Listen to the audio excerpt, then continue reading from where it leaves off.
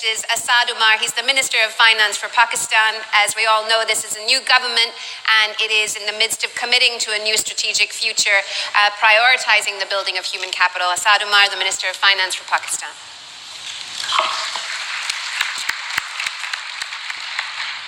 Thank you very much, and thanks for inviting me to participate. As you mentioned, we are a new government. We are relatively a new political brought into governance at the federal level for the first time. And one of the reasons why we've been voted into power, at least that's what we believe, is the fact that our manifesto and the communication of our leader is centered around human development. As Dr. Kim pointed out earlier, obviously countries need infrastructure for development and growth, and you also need to develop your people. So you need both, but it's a question of what do you prioritize and what comes first in your mind. And so it's probably for the first time that a party has been voted into power in Pakistan, which believes that human capital development is absolutely central to the development of the country on a sustainable basis and places it at the top of its priorities. And that to me is the first step in any change that you want to make. It's the prioritization.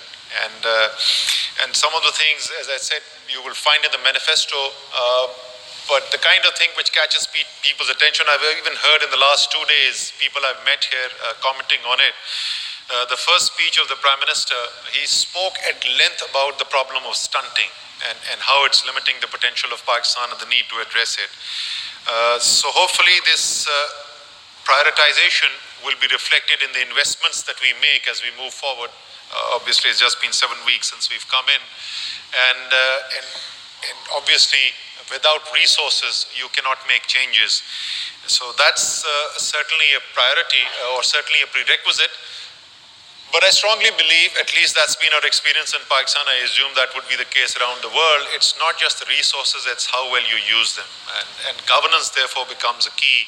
And even though we've been voted to power for the first time in the center, our party did hold a provincial government. One of the provinces was run by us 5 years back. We voted in power there. And our experience there showed how critical the governance changes are. And I'll mention some of these as I go along. It may seem very rudimentary, very simple to you, but in the case like Pakistan, small changes can have big impacts. Let me talk a little bit about the health area and what we need to do or what we are planning to do in order to improve the outcomes that we are seeing in the health area. Clearly, neither in education nor in health do we see the outcomes that the people of Pakistan really deserve. In the area of health, one of the principal decisions that we have made is to reprioritize. One is to increase the resources, which has to be done, but even then, obviously, we'll have finite resources at our hand.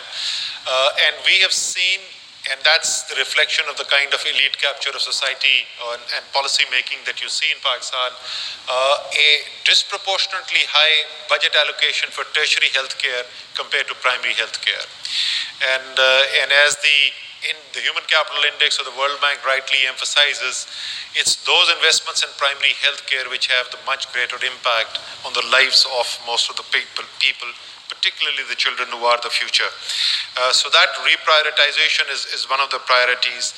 The other thing that we had done in the province, and now we're rolling it out at a federal level, is a health insurance scheme. We call it an Insaf health card, Insaf being part of the name of the political party that we have. It means justice. And it's a healthcare scheme which has been very effective in not just basically giving the power of decision making into the hands of the consumers.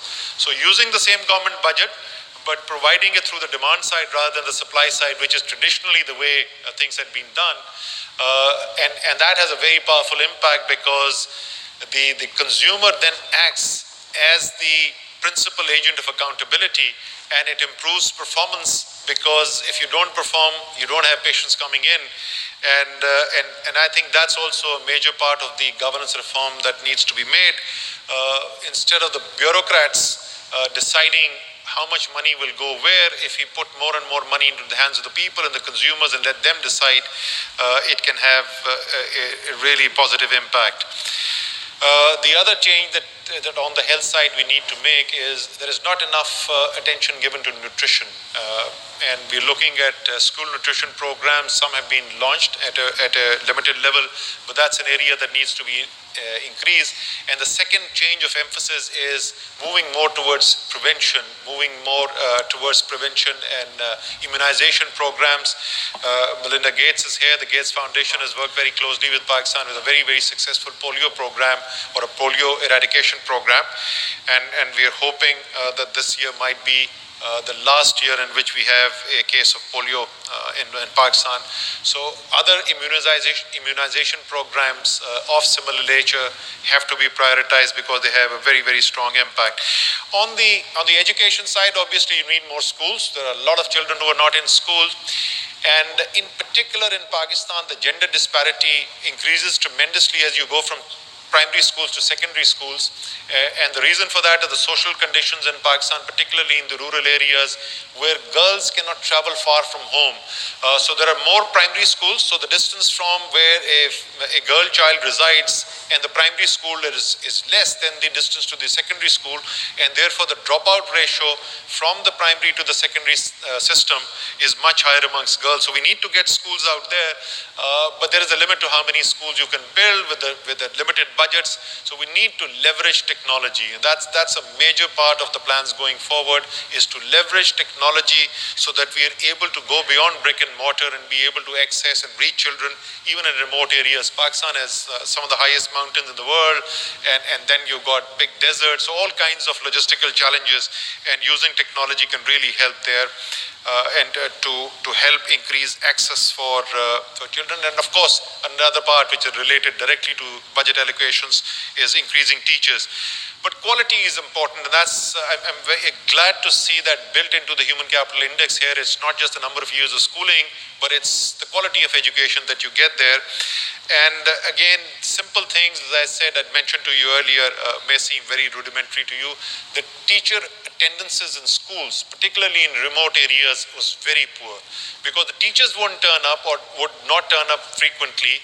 The student attendances fell. And of course, when teachers are not present and students are not coming to school, the quality of education, the learning outcomes are bound to be poor.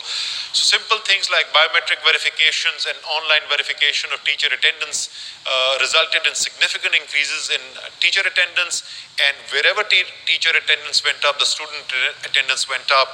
And this is a relatively recent work that has been done, and I'm sure we'll see learning outcomes improve as a result. And obviously, many more things that need to be done. We look forward to the fact, and I completely agree with the World Bank president, somehow when you put things in an index, there's something in a human being which makes us innately competitive. So when you see yourself lagging in an index, it gives you an impetus to do what you should have been doing otherwise in any case. So hopefully this index will have an impact around the world, and we'll all compete harder with each other, not to build more bombs and missiles, but to produce better schools and provide better healthcare for our children. Thank you very much. Thank you. Thank you so much.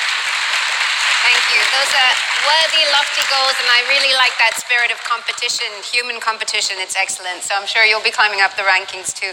Now let me call to stage a global leader who's championed